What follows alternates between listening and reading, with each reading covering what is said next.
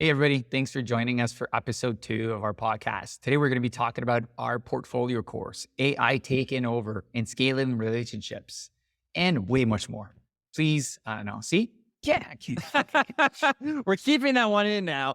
Thanks everyone for listening, and let's get to the pod. Well, cool. Episode 2. Let's do this. We made it. Well, we made it past the first one, so I think we're okay for the second and third one. So when do we make money? Yeah, no, that's not going to happen yet. We're still doing this for fun. Okay, yeah, true. Yeah, it went well, and I think last time we had fun with the first episode. I think it was a dry run. We tried a bunch of stuff. I think we got some good content out of it. We've learned a ton too, because the best way to learn, I always think, is by doing it. And that's what we're doing. And that's the thing. And like, there's a couple of things, obviously, we started off talking about, or we ended off, I should say, talking high level about portfolios and things like that. And one thought I had was we talk a lot about case studies in these portfolios, right? And I think they're super important. I wanted to see what do you like to see when you look at a case study? What is like, wow, right? Because I know we're going to have a different approach on this. I know it, but what is it that is for you? What's your wow? Like, what are you looking for? What are the things that stand out? Because in the course, we talk about it like storytelling, having like the wow factors in it, the numbers and like the facts and things like that. But I want to know, like, what do you like to see in all those? Okay, well, I let me say a little story actually. When I was in college, I had a professor, Professor Burrell, who I think became a director or something of like one of the people in charge of the art program. And he was beyond brilliant. And he had these amazing jaw dropping lectures after like the last 5 minutes of class was like you left with your mouth on the floor. Like you had to drag it out of the room. And they were amazing. And this really made you think, and we're all just like, "Wow, like, how lucky we are to have such a profound professor that's like like, he'll stay 3, 4 hours after class. By the way, it ends at, like, 8 o'clock at night, and he'll stay with you just to talk to you and make sure you understand the concept, whatever." He took us on a walk, 2 of my friend and I on a walk around the campus at night, which is kinda creepy because like, Mm. it's, like, in the middle of the forest because like, it was, like, a forest in the middle of the campus. And he said 2 amazing things. I'm gonna tell you one of those things now, then another time when I get reminded about the next story, I'll tell you about that one. It's a really special one, and it kinda changed my outlook on ideas and creativity. But one of them, he said, "A lot of artwork is, like, very impactful when you first see it, but then it fades away and you never think about it again." And what he expects from most artwork is for you to go, "Wow, huh, hmm," and then you forget about it. But when you see a piece of artwork and it makes you go, "Hmm, wow." That's a completely different reaction, Mhm, completely different feeling, and that sensation stays with you longer, mhm. and you remember that piece forever, right? I guess artwork that reminds me of that would be like, oh, who's the guy who makes those giant, beautiful metal sculptures? Not sculptures, but I guess they are sculptures, but they're giant walls of metal. You know what I'm talking about? Richard Serra makes these amazing pieces where you walk in there and you're just like, "What is that? Just a piece of artwork? Like, it's just a wall of metal." And then you walk through it and you walk around, you're like, "Wow, I am so inferior to this giant thing. This thing is bigger than me. I myself, I'm going to reflect on the size of this, the size of me, and then my placement of myself in the world." Yeah. That's like a very special feeling that very few artists can actually instill in somebody. Richard Serra is one of those people. Also, there's just so many more things about his artwork which I just fall in love with, and I would love to own one in my house, but there's nowhere I can put it. It's just the size of the house. But that's what I want to see in a portfolio. I want to see someone make me go, wow, right? Like you do want to have a really strong impact when they first come on. Like, wow, okay, awesome, cool. But like, I want to like see it, and then I want to fall in love with it. I don't want to Mhm. go, oh, I'm infatuated, and then I'm on to the next thing that I'm infatuated with. So that'd be the first thing I'd say. I would want to see a portfolio. I know it's kind of abstract. Quite literally, they're talking about abstract art, but No, yeah, it's fun because it's actually similar to what I was gonna say, which I thought you were gonna say something totally different. So it kind of like wait, surprised wait, me. wait, wait. What did you think I was gonna say? I I thought you were gonna go deeper in the content first, Yeah. right? Like knowing you, I thought that's what you were gonna go for first. And Yeah. we all make assumptions in life, right? And we always got it's like what we always learn Backtrack. with design thinking is you got to remove all the assumptions of everything. No, well, no, I think that assumptions are good because they help you predict the future. They help you make decisions so you can get somewhere Of else, course. right? Of So I course. think that it's totally a valid thing to assume what I was gonna say, but you're wrong, just for the record. Damn But it. but but But to for real me, though, if I was to talk about the content though, something that we are doing now and when we're restructuring this course, we're redoing the framework mhm, and we've simplified it. Actually, people have already liked that tweet that I put out yep, about simplifying it, and I think, yep, like, well, I don't know how many people liked it, but a trillion liked it, just of saying, course. We're just saying we're projecting the future. yeah, manifest it. But we had 4 principles before, and one of the principles that we're having now that's been transcended from the previous 4 into the Yep. next 3, the 3 that we have now. The 3 that we have now are presentation, storytelling, and personality. Mm, And I think it's a really great succinct amount of things that can be remembered and also make the very core essence of a portfolio. So, and I think, uh, yeah, what I like about it is that it everybody can make it their own. yeah, It's you grab the piece that we're giving you, but you make it your own story out of it instead of what we're cons constantly seeing is doing the checkbox thing that yep, a lot of people are learning as they're doing the checkbox thing, and all portfolios look the same. They all sound the same. They all have the same tone of voice. But like, I think at least with the framework we're providing you a framework for you to build your own tone of voice, your own hook, or like, what's your hook and what's your. So I think it's a more streamlined approach to it where it's still a process, but it's not I'm sure like if 5 people follow the same thing or like the process we're putting together, they won't all look alike. They won't all sound alike. They're all gonna have their own experience out of it. And I think that's an important piece that we wanted to get throughout this course. yeah. I think that in this next round, we're going to teach them, we're going to have to teach them how to write a proper story because Mhm. we said stuff like, change the typography, change the grid, like the basics of like what you see. But then when we finished the course, I think you and I both agreed that like you can't get everyone to the same visual standards that we have No. today. Like, there's no way. It would take them years to get to that point just because they don't have any of the skills. Not all of them. Some of them have the skills, but many of them don't have the skills of visual stuff, and yet they're trying to be designers. Mhm. And there's a variety of types of designers they're trying to be. So instead of trying to force them all to become and showcase that extremely high standard of visual design, which you and I both share, I think we'll be shifting gears a little more towards storytelling and how to actually write, like you said before, the hook and like the actual content and how to explain your metrics, how to explain your impact. Because that's what people are going to read from their portfolios because they're at the stage of where people are going to actually have to read through that kind of stuff. I know that when I applied to IBM and other companies before where we're at now, it was a little more in depth in how they kind of went through the portfolio because when you're at a certain level, when you're a very senior person, from what I understand, and you can correct me if I would love to hear your opinion on this. When you're more of a senior designer or senior business person or whatever, you kind of can show off, like you can name drop a couple things. And then after you name drop a couple things, there's just almost like a culture chat. You can present your work, but like you're not going to go into the nitty gritty of like, how did you come up with this icon's curvature? Right. That's like for a more low level, hands on tactical designer. Not that low level means bad, but like low level means beginner, earlier in career. Because as you go higher and up the ladder, you touch less and less of the artwork or the artifacts. You more so kind of manage people or lead people to kind of make decisions for themselves. So at this point, I think it'll be really good for us to work on that kind of storytelling aspect and how to frame their projects and their own story in their portfolio, how to write a better about me page, how to, get this call to actions going for people to kind of reach out more and be more enticed to kind of want to reach out.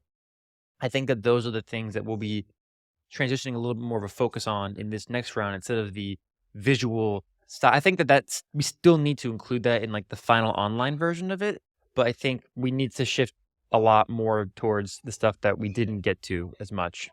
I agree.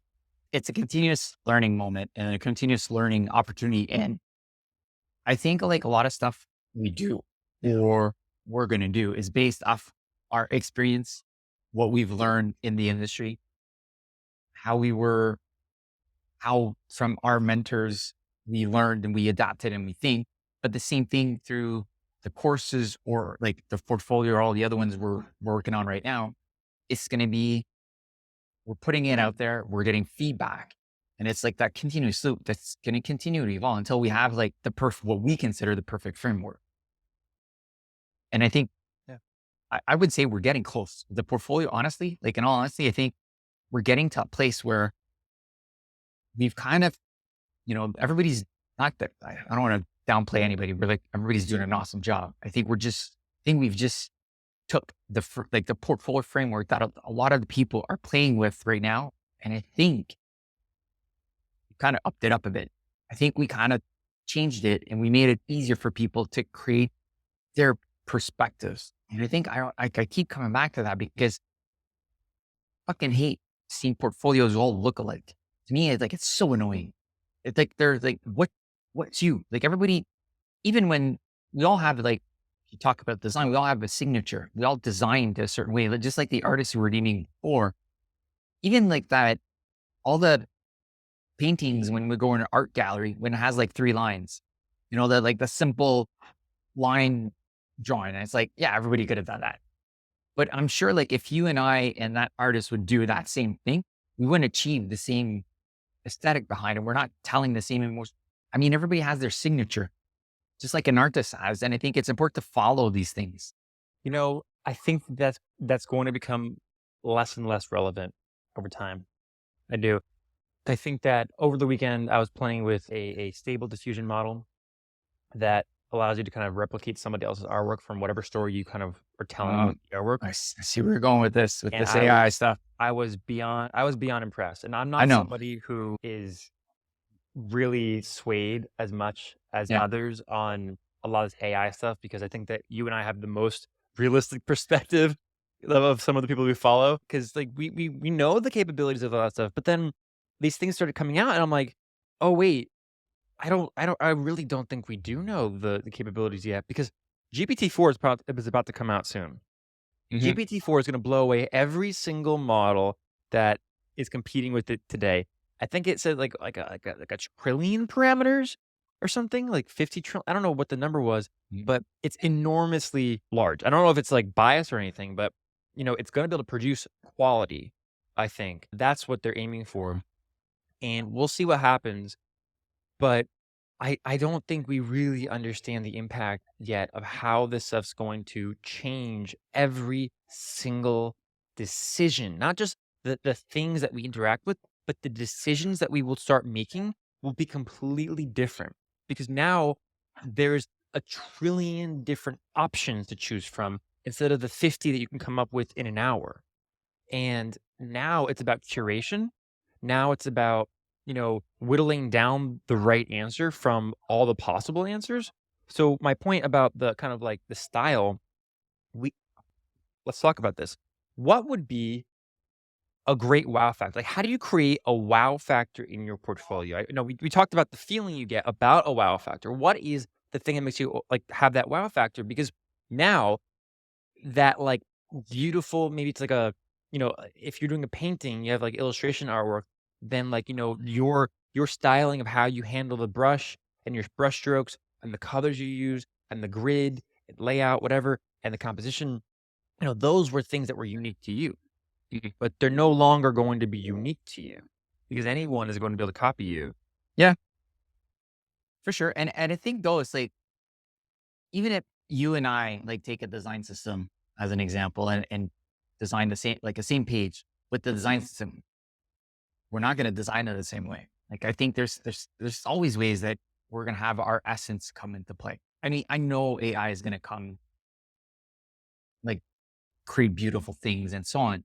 But like going back to like my original question to you, like I had a similar approach is I like seeing something that's like I'm a story person. I like seeing things like visually appealing. And when I look at stuff and then I know how they made it and why they made it this way, that's when I'm like, oh, that's nice. I never thought of it this way. It's not just that it looks nice because when it looks nice, like, yeah, okay, okay, yeah, I get it. But when it's like the movie Ocean's 11. You go through the movie and then they show you everything at the end. You're like, whoa, I never thought of that. Like, I like having like that aha moment that you were talking about. That it's kind of, like, you get that wow, the more you kind of get into either knowing the person, the process, and whatnot. So, like, it's a similar approach to what you were saying. I just described it in a more less interesting way than you did.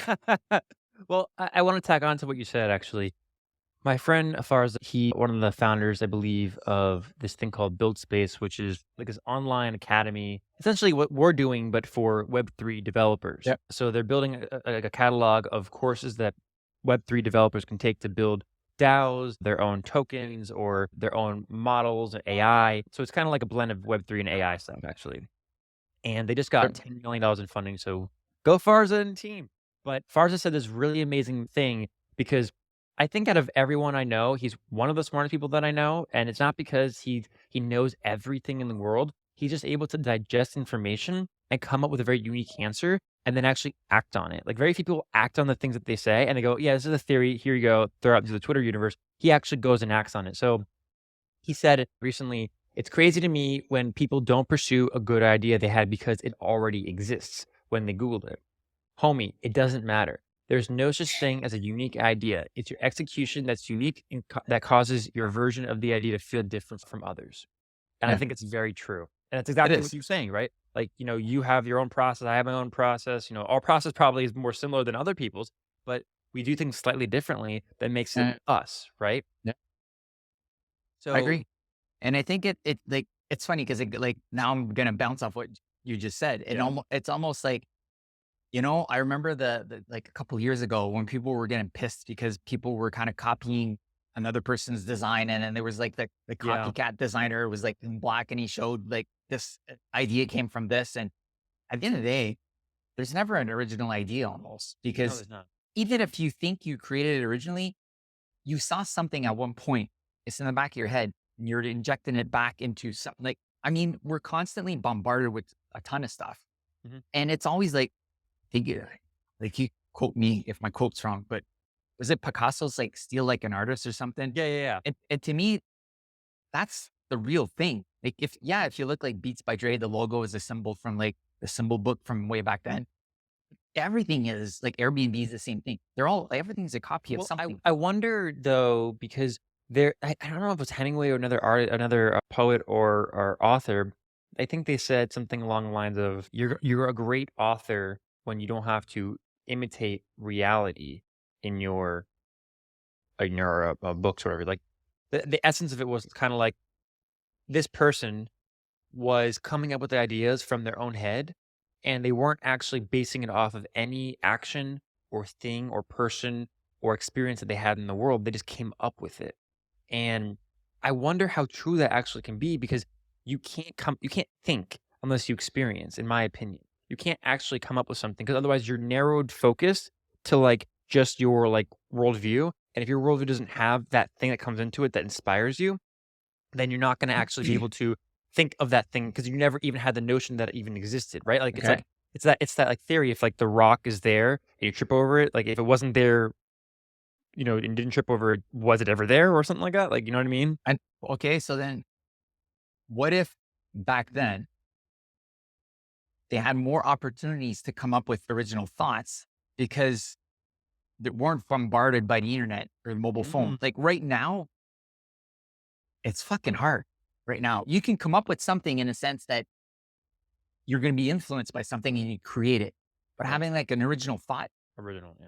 I feel like right now it's harder. And I don't know, Mhm. like if we go back to Hemingway or all of these people, was it because they had time to think? They had time to test out ideas by themselves without being influenced necessarily by what's like happening in Europe or in whatever. So I don't know. Maybe it's a thought. I'm not from that era. Yeah. I'm not, I can't complain. So I want to switch gears a little bit to be a little bit more actionable for the listeners. So two things. Number one, how do you create that wow factor? And number two, how do you write a great story for your portfolio? I think let's start with the wow factor. I want to talk about that because I have some ideas about it, but I want to hear your thoughts on that. The wow factor is hard, I find, in a sense to I don't know, like to describe. I'm one that has to obviously think sometimes and write it out to create Well, that what wow. is a wow factor? Like, is it? It doesn't have to be like the written words. It can be like an introduction to the portfolio, like some sort of emotion piece, or like some like really great headline, or even like a micro interaction, or like So wow could be so many things. Like I like somebody's that's gonna like I like even when they just play with type, like a big nice typography that nobody would typically use. And that and I'm like, wow, they played this off really nicely. Somebody that like if we're just talking about like that intro page, somebody that has like a unique twist to it. That's not following what everybody's doing, like a big white space, a big typography, and they're like super simple. Something that's a bit unique. To me, that's like it's gonna draw me in a bit more. Mm, As the other ones, I'm not saying they're not nice, they're super nice, but I'm not gonna pay attention as much because they just look like all the other ones. So like that wow is gonna be like an offset grid, typography work. But that caters to a visual designer-ish more than somebody that's like pure UX architecture or whatnot. So I don't want to sway too much one way and not the other way. It could yeah. also be the way the hook is written at the top. It could be as simple as like the hook, Mm, right? And a UX architecture would probably describe it differently, than I would in a visual storytelling capability. So I think it's about it's almost as like what's the hook? It could be a visual moment or it could be a typography moment or it could be something the way it's written. I think it's about like the hook, what kinda when you're looking at something, you kinda glance and you stop and you go back and look at it. Is that a good takeaway? I don't know. Maybe I blatted out a bunch of stuff with no real actionable item, but to me, it's like that's what I kinda like to see is that hook. 'Cause what's that differentiator moment that I'm gonna see and that's like, "Wow, that caught my eye. I want to know more." yeah, I would agree with all that. There's a lot of things that you can do, a lot of tools at your disposal to create that wow factor, but you have to figure out what is unique to you because if you create something, you don't want it to be generic that anyone else can just apply it. You want it to have something to do with your portfolio, your pieces in your portfolio, Yeah. and then also you as a person. So if you're going to choose something that's a wow factor, make sure it relates to you. It's not just something that anyone else can replicate and pull off because then anyone can have your portfolio. And that's one of the things that you and I are trying to help people solve is create more unique portfolios, not something that can be replaced by somebody else's name and say, "Oh, they took it over because it's their portfolio too." Like anyone can just take your portfolio, put their name on it, and then all of a sudden it's theirs because yours is not generic, is not unique to you. It's too generic.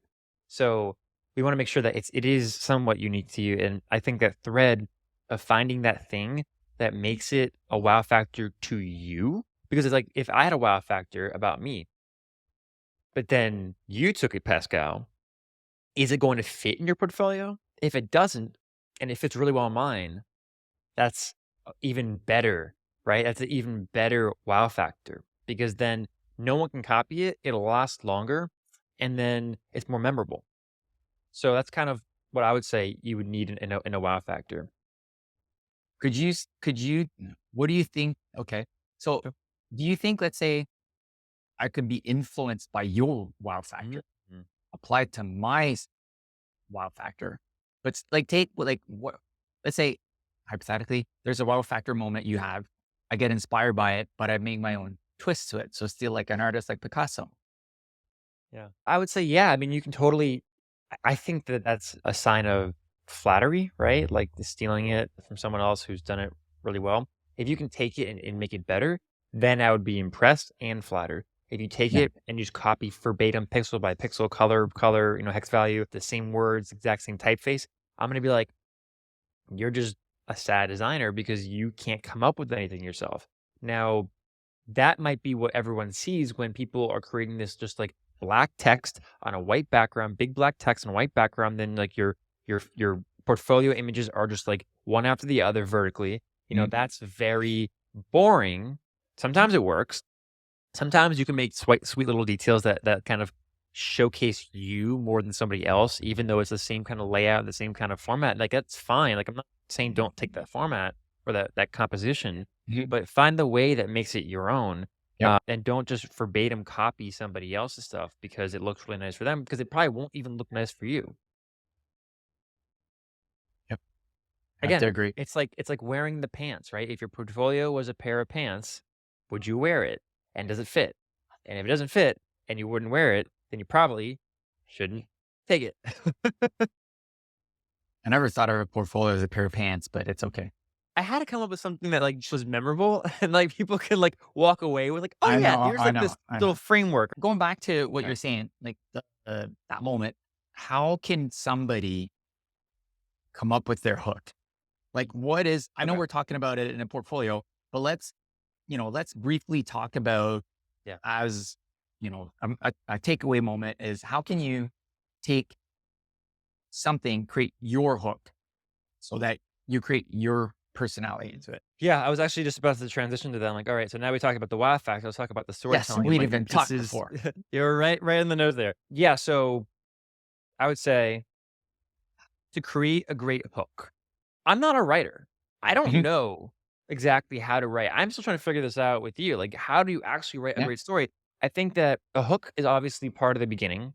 Yes. And in the presentation we came up with before, the first cohort, and that will also follow in the second cohort, we have to teach the Aristotle format of storytelling. So like you have a beginning, a middle, and end. The beginning, there's nothing comes before the beginning, and it's always followed by a middle. That's what the format really is. And so in the beginning, when there was nothing there, you have to come up with something that was there. And for someone listening, reading your portfolio, watching a video, whatever it is, you have to introduce them to the content quickly, succinctly, so that they get an idea of what it is and want to be interested to read more. Mhm. Because no one's going to want to go to the middle and the end unless the beginning is interesting, right? So you It's have to come. almost like like a book when Yeah. you're kind of reading the cover, you're like, oh, that's insane. You read the back of it, and oh, I want to read more. So it's Yeah. almost it's a bad analogy, but I mean it's to No, it's good. paint a picture of it. It's almost that like you need to kind of draw me in from that hook so that I want to keep going it. You know, I love it when people say, "Don't judge a book by its cover," and yet that's the point of a cover, like, to It be is. judged. Like, that's It the is. whole point of it, and Yep. the reason for that is because you don't wanna read the whole thing to figure out you didn't like it, Mhm. right? You need to figure out from the look of the cover if it's something that's enticing for you to want to read. So, yeah, I mean, covers matter, right? Your portfolio presentation, that's one of the pieces of the framework, right? The presentation matters, details matter. So, Mhm. like, if you're gonna be creating a book, you have to have an awesome cover. Maybe that means having a Yeah. really great a binding kind of hardcover material or soft Yep. cover, whatever it might be, but make sure that it feels good in the hand. Maybe it's easy to kind of fold the book flat so that someone who's reading it on a table can read it. Maybe it's because if you fold it all the way around, it actually folds without breaking, right? There's all these things you can do to make it feel great, especially for a book. Now, for a portfolio, you're not trying to write a book, right? We're not trying to have them write an encyclopedia about their life. We're trying to get them through ABC real quick of each of their projects. And to get to the middle and the end again, we still have to finish off the beginning. But the beginning, you have to entice somebody to want to continue reading. So having a catchy headline or like something of interest that's shocking typically Mhm. does ask people to kind of want to read it more.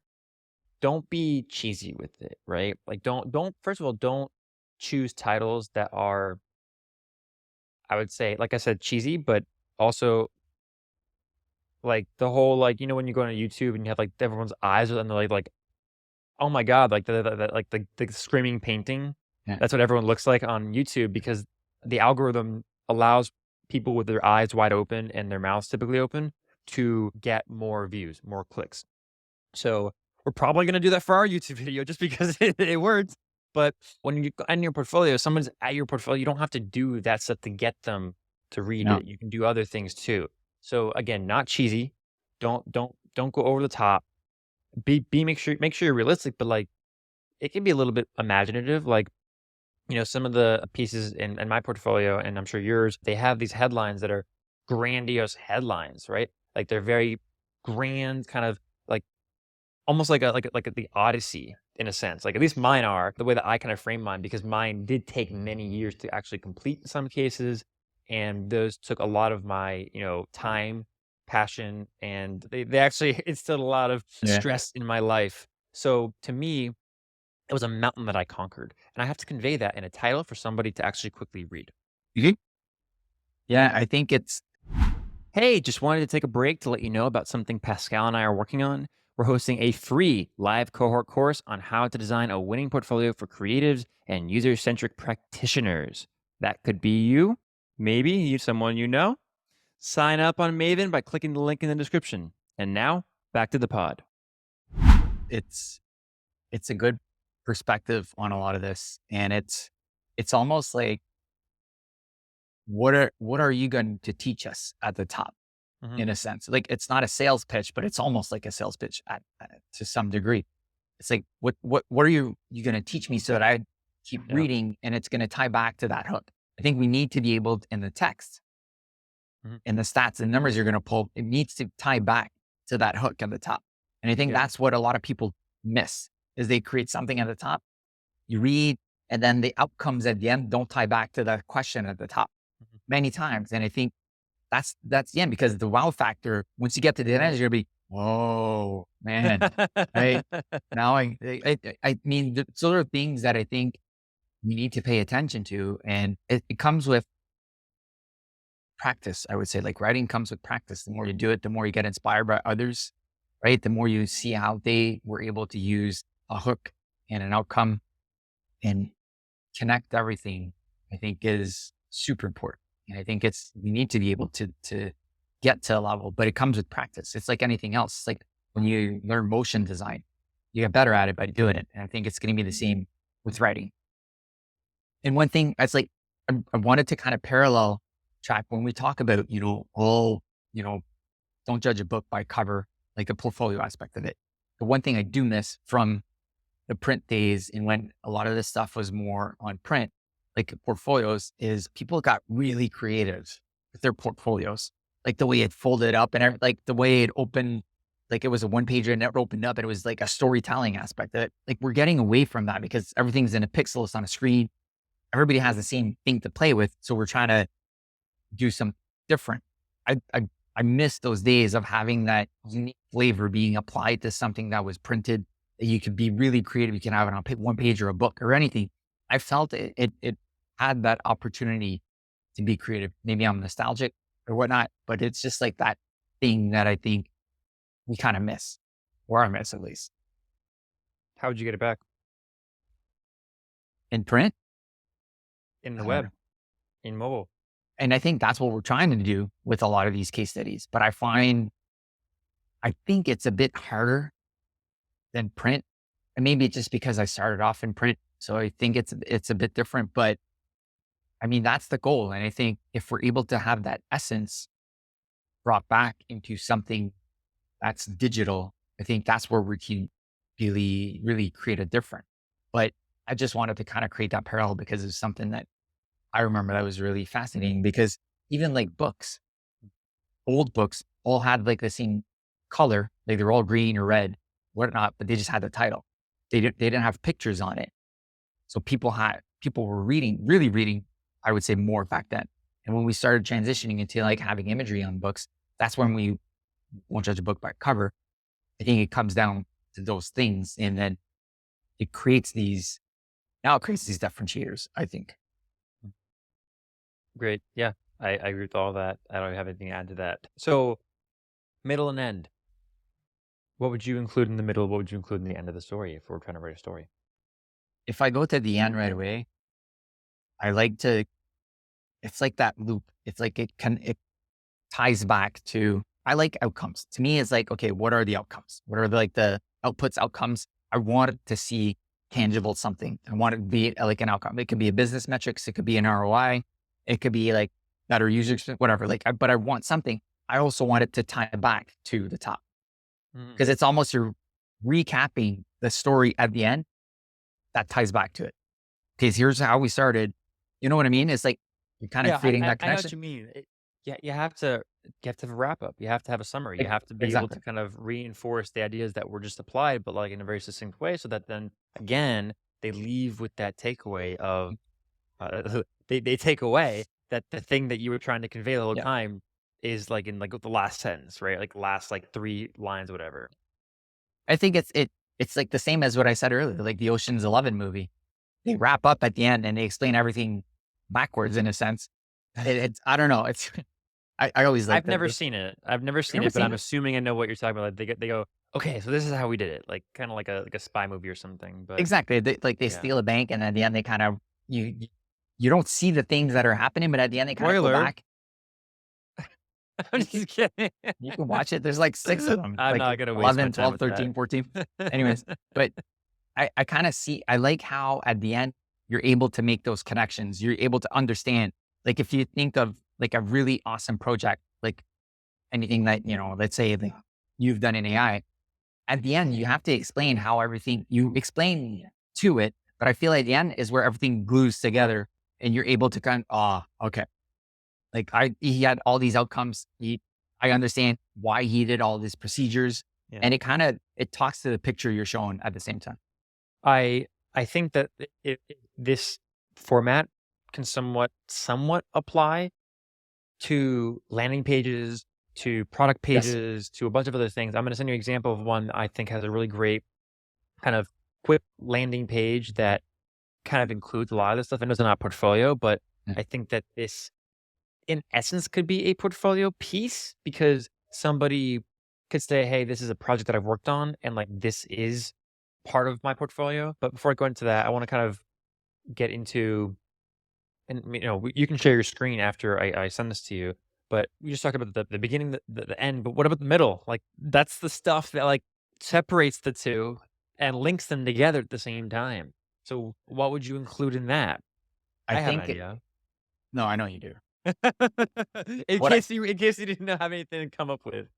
I like to see, I feel to me, it's like that's the part I get into your head because it tells me how you think, how you work, how you collaborate with others, how you got to this, how you potentially failed and tried something else. I feel and that's my take on it. You're going to have a different way of explaining things, but I feel that's the part I really get into your head and how you work. Yeah, I think that the way you described the storytelling before, you started with the beginning and then you ended, then you went to the end and then you didn't even say the middle yet. Yep. So you just kind of going into the now, which is funny because I think that's also your process, right? You probably start with something that kind of introduces it and then you show like where the journey ends and then you try to fill in the middle. Is Are that you right? saying I reverse engineer things? No, I'm saying like that's like maybe your process because like what I do with all my design work, and someone taught me this a long time ago, and I love it because this I think has the best outcome for projects Yep. is that I design the end first. Yeah. I always design the end outcome first, and the reason for that is because I need to know where I'm going. Because if I create the end, like the end goalpost or like the end boundary of where I'm going, Mhm. I know how far I need to go, and then I understand what I need to do to get there. Because if I start from the beginning and I start with the onboarding flow for a design, and then I go into like the first time they add something, No, no. if I do that, it's an endless waterfall of ideas and Yep. and just things that I can create, which is great. That's maybe sometimes you need to do that, but by doing that, you don't know the end, and then you just keep going and going and going, and then you go, "Wait a second, what was I doing this in the first place?" So I like that you're kind of going to the end quickly and kind of getting that done. And I think that maybe others can kind of go and use that too. Like create a great hook that kind of introduces this to you and to your audience so that you can get kind of jumpstart your creativity and then get to the end. You can show your outcomes, wrap it up, and then figure out how to connect the two. And the way that I would connect the two is by showing the journey. Yeah. Right? Like, that's exactly like, that's it, like, there's nothing else you really can do. You Yeah. have to show the journey, of how you started to how you ended, and I always want to see failure. Mhm. If you tell me every project was perfect, there's something you're hiding or you're forgetting to show. That's just the bottom line. Like, I can see through a portfolio pretty quickly now. You and I have been through a lot of Yeah. portfolios. We have our portfolios and, they've been graded by other people and reviewed and critiqued. So, I think you and I are well equipped to kind of see through portfolios that are, you know, plastic, that are fake, right? I wanna see something carved out of clay, and, it's ceramic or like it's glass, it's been blown, to intense heat, and then it's cooled off, and then has had this beautiful outcome. That's what I wanna see. And I think And like to, yeah. to your point, to be able to get to the end right away, I had to learn that through failed experiences and seeing like, okay, what if I design my end and I kind of figure it out? I learned that. You probably had the opportunity to have someone explain that to you, which kind of sped up that learning moment for you, and you're able to apply to make it whatever process your own. I think it's a great point of view that I find, at least in school, or people coming up that are like out of school, they want to design everything at the beginning. Then they're like, it's been 2 weeks and they're still on the onboarding screen. I'm like, the fuck are you doing? Like, move on. Right. But I think they learned it that way. And it just, I think like it slows down so many things. Okay, let's do a design thinking exercise now on like the lawnmower thing so we can get to the next one. Well, we're never going to get there because we're doing the 12-step program at every single thing at the beginning. And don't get me wrong, I'm not saying all those are wrong. I'm just, but to your point, for you to be able to accelerate and speed and design at scale, you got to be able to see the big picture and how everything comes together earlier in the process. Yeah. So, I guess to recap, number 1, when you're writing a story, you have to have a great hook, introduction, beginning, right? Yeah. It has to be captivating. It has to be intriguing for you to wanna continue reading, but it doesn't have to be cheesy, okay? You can get Hmm. away with something really clever, but not cheesy. I think in future episodes, we should go into detail on, like, specifics of how to break these kinds of down. Like, maybe one episode, we just focus on hooks or, like, Yeah. just introductions, whatever. So then the second thing would be to have your journey explained as, like, the middle part of the story, right? You need to show your ups and downs, your failures, your successes, and the artifacts that you created along the way, Yeah. whether it's written, whether it's managerial, whether it's a visual thing, whether it's research and interviews. You have to explain that in a way that only you, from your perspective, can explain, but also that represents the people you're solving the problem for, or the business you're trying to solve for, or whatever. And then number 3 would be your end, Mhm. the wrap up, the summary, the takeaways. What did you learn from this experience, or this thing that you did? What is something you want to share with everyone else that they can kind of use in their projects, or that they can kind of find inspiration from? And the outcomes, essentially. What is the outcomes and the impact, especially the impact? What is the Mhm. impact that it had? Not just the outcomes. Like, you can produce a bunch of stuff, but like, if you produce something and like it didn't change anything and it got trashed, then it's nothing. It's useless for the most part. I mean, utilitarian wise for like a business, but it could be still very beautiful and wonderful and then inspirational for others. But that needs to be the impact.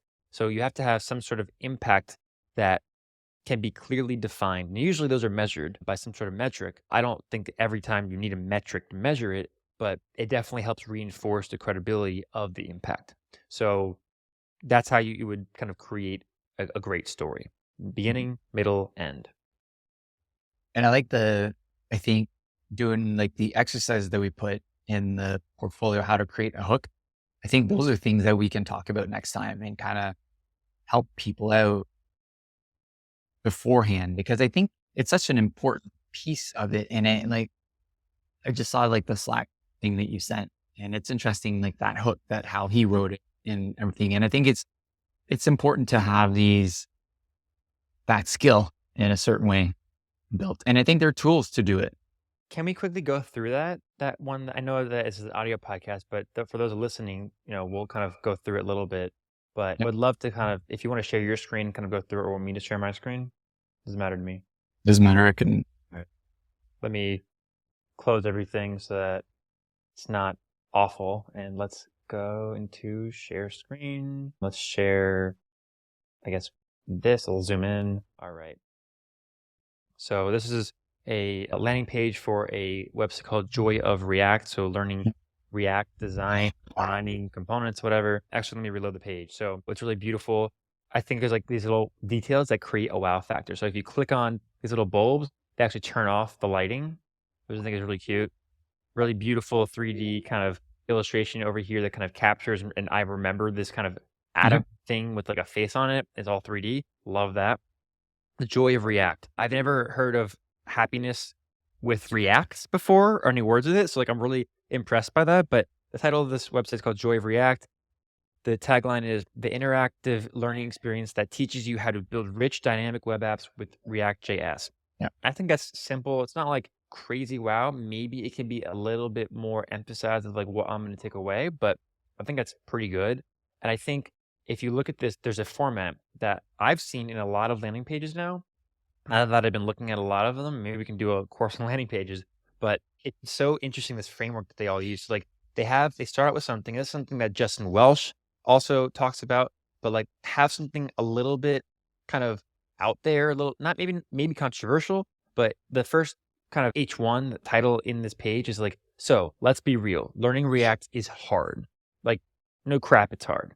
But it's bold and there's really great kind of styling to some of Mhm. the words just to emphasize them. So like throughout this paragraph, there's a word called or there's a phrase called tutorial hell, and it's written like almost like molten lava blood or in a way. And it's in line. So like it's you read it as you're kind of just reading the paragraph and it fits so well. And it's things are just like standing out a lot more and they're emphasized in a very correct, balanced way. And I would say like it's done intentionally. You're Yeah. not using this ugly font Mhm. just to put it in there. Like it's Yeah. done.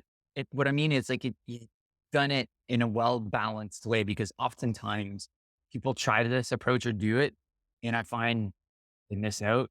I think it's done intentionally and it's done well, right? Because that one is written in a totally different font than the other ones, and the other words that stand out for the other places is just like in sort of like a handwriting circle around it. So it's a well balanced, it's intentional, and I think that like the copywriting that in this short perspective is really strong. Yeah. Yeah. I think visually, it's great. I think storytelling, copyright wise, great. It says, here's the problem, right? And kind of leads you to like reinforcing that problem to thinking, oh, wow, this really is a problem. And why is it a problem? It's tutorial hell. Like we were stuck, people designing or trying to learn how to create websites with React and they're designing them. Yeah. They always, like myself, are stuck in tutorial hell. So this caught my eye and I was like, oh, okay. I'm also in that boat. It's relatable. You want to learn React, but you've struggled. Yeah, I have. I want to help. Like, all right. It's like, then he reinforces his credibility and then he shows you kind of like the light. I think that's a really great format that this person has done. And it's just overall very well done. This website, just from the visual, copywriting, and getting me to sign up, which I have, and I'm waiting for it to come out. So I think in 2023 it'll be released. Yeah, shout out to this beautiful glowing button that it's just the details in this website are great. Oh, So I know. Like I think shout from out a to John. React perspectives, I think he's gone all out. And it's like even that glowing button, like bringing that glass button effect back, but he's done it Yeah. in a modern way to it. And I think it's interesting. Yeah. And there's another one I wanted to show that I sent you earlier for a portfolio actually. And Yeah. I think that this was a really great portfolio. It's called www.dmcg.co. Yep. If you haven't seen that, definitely check it out. Let me share my screen again. Sorry for those who are listening, but this is awesome.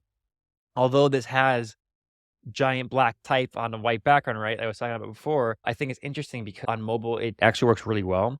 And they just kind of shrink this down a little bit. It kind of just has all the Mhm. projects horizontally instead of like a vertical format scrolling wise, which I think is very unusual. It kind of caught my eye. It's great on mobile. So you kind of swipe the project and kind of get to everything you need to in the first page. So the first thing is, what is this about? And then here is my proof that I am a good designer or a good design agency. I'm not sure what this is. And then yeah, so he's a creative director. And then you have the about right there on the page, right? Mhm. I think you can go to a separate page to have more detailed, but like having this all on one page is awesome. And then you click one thing and they're big, beautiful images, great, big, beautiful text. There's not much kind of copy to read. It's just the outcome, which I think is maybe a little bit weak, but also being a creative director, I think that's fine because you're not here to sit down and explain every single decision that you've made on a project, especially because you're a creative director. You probably have other people making decisions too. But in this part, you know, although they don't have a bunch of words, they have a little bit of an explanation on each, which with great imagery in the beginning, which is already a wow factor. But they kind of explain it in a very succinct way, and then they have the result. And I would love to see process work as well. I love the outcome, but I would love to see more process work in this, to be honest, even though it's a creative director. But sometimes they find that to be kind of like, like, oh, it's amateur, which I think is not. I think seeing the process work is the most exciting part to me. But Like, uh, I'd love to see, like, what was the ask for, like, that rebrand? What was the ask right. for it? What was the, like, and at the end, what were the outcomes of it? I'm seeing the visual outcomes of it. What were this, like, financial outcomes, statistical outcomes? Yeah, Like, I I'd would love rate to be this able to like say that. I'd rate this probably out of like a 3 out of 5 if I had to, just because it's missing some things, but I think that the work itself is very strong. Oh, 100%. So I think that this just needs more storytelling help. I think it's a good portfolio, but I would not be like, "Oh yeah, I want this person as like the creative director of my company because of the portfolio." I want to see them present this stuff to me now, right? So like Yeah. maybe this is maybe the way that this works is that this is just to get you in the door because it's just a general kind of gist of like the Yeah. quality, and then this person probably has a presentation that they give that actually goes into detail about the whole process. And maybe that's the approach that they're taking, which is also a fine approach. I wouldn't recommend it always for some people because not everyone can pull that off and be like, oh, Yeah. yeah, I'm so good that I don't have to explain myself in my portfolio online. But, you But he's know, good. I mean, don't get me wrong. I I mean, think yeah, he's the very work's talented. good. The work is very good. And that's No. why I think this person leans very heavily on. Again, I think I agree with you. We need to see more journey wise, like more process stuff for like just our personal taste. Like I love seeing that, but also it would help other people that aren't even given the presentation to like investigate more of that. But this person has a body of work. So I get why they don't have that, right? Like this person has so much work in here. It's like, all right, you're not going to write a case study for every single one of these things, Yeah. but you're definitely going to have a couple of them that are like very revealing. Right? So, I mean, there's so much more I can go on this, but it just goes on and on and on. I think that Yep. if you really wanna know more about how to design a great portfolio, you gotta take our course. Yeah, I can't, that's the thing I can't wait to wrap up and do, like, the next cohort to see and get that feedback out of, to see how much it's streamlined, better improved, and speeds up, like, the process. I think the learning opportunities are gonna be superior Mhm. to, like, the other cohorts, Yeah. and even, like, the writing skill exercises, and I think all in all, it's gonna be a much more powerful course at the end. I agree. I think it's gonna be a wonderful experience, not just for us, but for all the kind of students that we have, new and young in the industry and also more experienced. I know we're kind of shifting gears more towards the ones that are kind of earlier in the careers or switching careers into design or this industry of tech. So I think that it'll definitely help those folks out a lot more. But it's also a great recap for those who are already experienced, but they just kind of need a refresh, right? Because I think that there's a lot of things that people overlook or like they didn't learn very well as a foundation when they were younger, and they need Mhm. that kind of support later on to kind of relearn that stuff. So, we're here for that too. And I think that just to kind of end on this note, the one thing that you and I kind of focus on, I think the most is being very individualistic to each person. We want to make sure that this is something that is personable. And I would love to know your perspective on this because I think we talked about it a little bit in the first episode, but I was actually just asked this by somebody else. I was talking to them, they go, how do you scale relationships? And this is something I talked to Devin O'Brien a lot about from IBM, who kind of created the first internship program for design, the Maelstrom at IBM, which was an amazing experience. And I feel bad for everyone who didn't get to experience it because it was that cool. Mm. But you know, we had this long conversation about scaling relationships. Like as we get more people involved in this, and I want to hear your opinion on this. How do you maintain a high relationship, a high quality relationship with that person, even though there's a million of them, right? Because right now we have like 40, 50 people in the first cohort, which is amazing. It's a great amount of people for a cohort, especially one that no one knows who we are, Mhm. and no one has any evidence of that we're good at all or what we do. But everyone took away that this was a very high quality course. They would recommend it. We got like an average 9.5 out of 10 rating, which is great from those who recorded the rating, rated the course. But you know, what ways will we scale relationships? Yeah, it's a good question. And I'm always like, to me, and I've done this to all my career, it's always been, I'm as authentic as I can, as I can be. Dog's barking away, obviously. The dog wants to be authentic too. No. Yeah. So I think to me is authenticity is key, and it's always going above and beyond like the basic expectations. Those are always things that I've done. And be- I'm I'm really Canadian in my way of doing a lot of things, but it's like being really humble and really being there for the person, not because I have something to take away at it. I really want that person to succeed. I really want to be there for them. Like I even at work, like I'll do one-on-one sessions and I'll go for hour sessions or whatever. But I'm really in there because I want them to succeed. It's Hmm. not about making money off of them. I Yeah. truly humbly want them to succeed. So I'll do anything I can to see they're successful. I'll help them, I'll send them links. I'll work additionally. So those like building relationships is one, it's about trust, right? That's a key thing.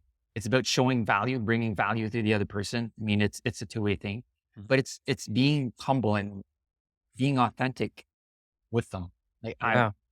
I mean, this is quick. It's not about like building relationships at work necessarily because it goes far beyond that. But like off the top of my head, those are things that I usually like to approach things.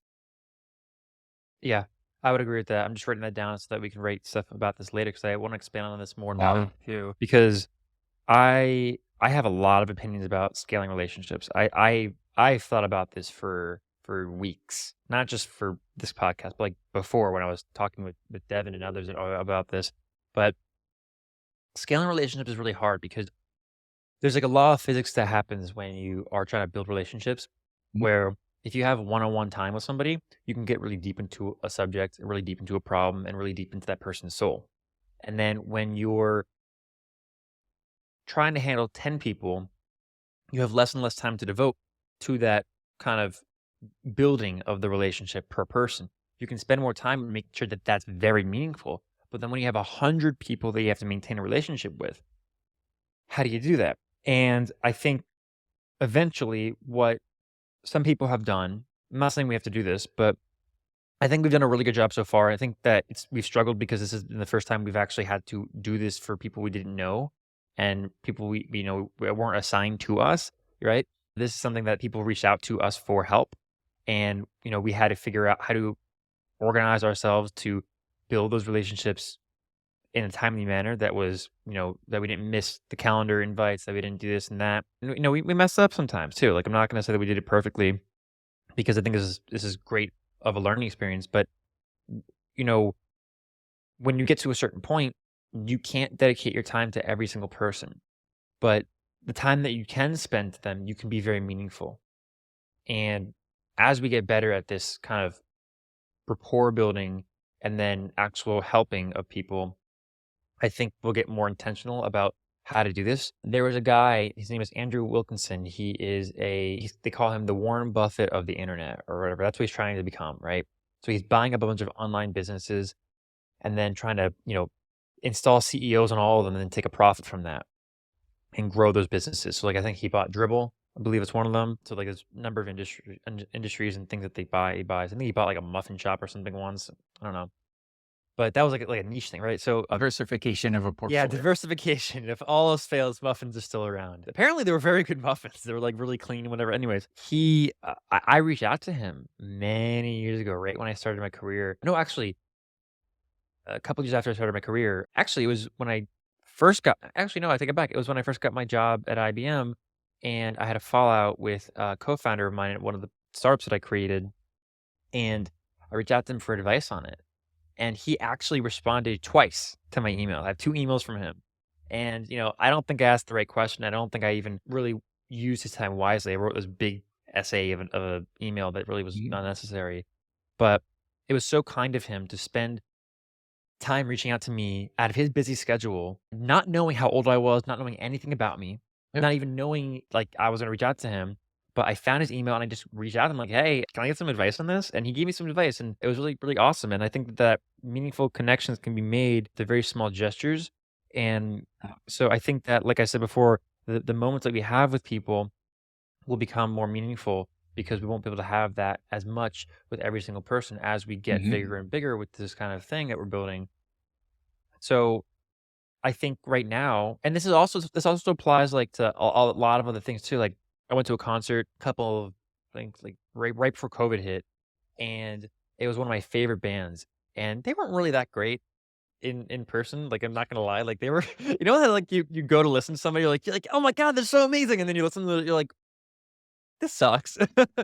Well, they didn't suck. They were pretty good, but and I won't say their name because I don't wanna do that to them. I still like their music, I just don't like them playing live because I don't know, maybe just the vocals weren't right or, like, maybe the audio wasn't set up Yep, right, I yep, don't know yep. what it was. But they stopped the show at one point, and they're like, "Hey, it's Sarah." I don't know her name, but, like, "Hey, it's Sarah, she's in the audience." Like, that's somebody who they knew growing up in Austin because like so many bands here, they start in Austin and they grow and they become bigger. And this is a really big band, by the way. Like this is a Mhm. very famous band. And like the whole front row was everyone that they personally knew. Like the whole like couple front rows actually. I should take that back. Like people who that have been to their very first concerts and that their family friends or whatever. And they all like were there. And you had a sense in the audience that, like, people were there as friends with them, and I'm friends with some other bands as well, and they come off the stage and they go, "Mitch, how's it going?" I'm like, "You remember me?" And they build that rapport and that connection even when I see them, like, once a year. They know exactly who I am, and they know everything about me, Mhm. and that's a really special thing. It's a really special thing to connect with your audience, your fans, but, It's you know going above and beyond. it The is. thing like, that's what I'm like, that you're Yeah. basically adding to, like, my short Yeah. resume of stuff, but it's basically that's the humans have a basic expectation, but when you go above and beyond, you create that emotional connection and that bond. So you're describing, like, perfectly in a better way than I did. And No, I don't think a better way, I think it's just a different way. a storytelling, but it's Yeah, like, yeah, storytelling. it I just think it resonates well. Like this, we're building great relationships, and I think that we should post the link in the show notes to Enrico's kind of response to the Mhm. course because for those who don't know, one of our students who we kind of helped and jumped on a call with after the course, we offered everyone free sessions after the course, unlimited free sessions to get them to the point that they need to get their portfolio ready. Because we have a 100% guarantee that we're going to get your portfolio good, really good, and help you get to as much as you put into it, of course. But we're going to help you get there if you put the work into it too. One of our students has amazing response. They asked us, what can I do for you guys? You helped me so much. I'm so grateful. And we're like, well, can you write us a little like thank you just so we can post on the website, like a little like little quote that says how much we helped you?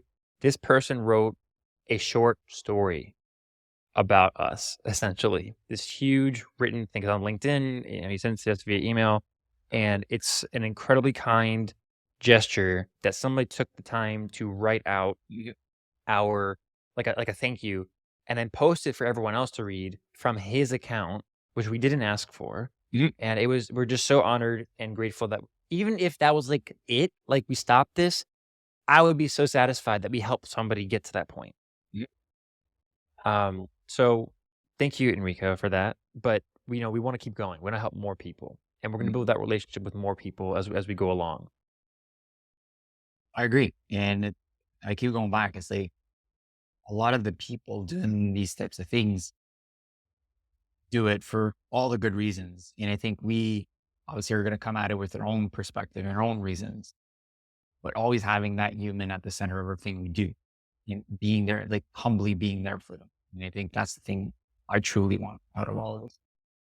Yeah, 100%. 100%. That's what we're here for, right?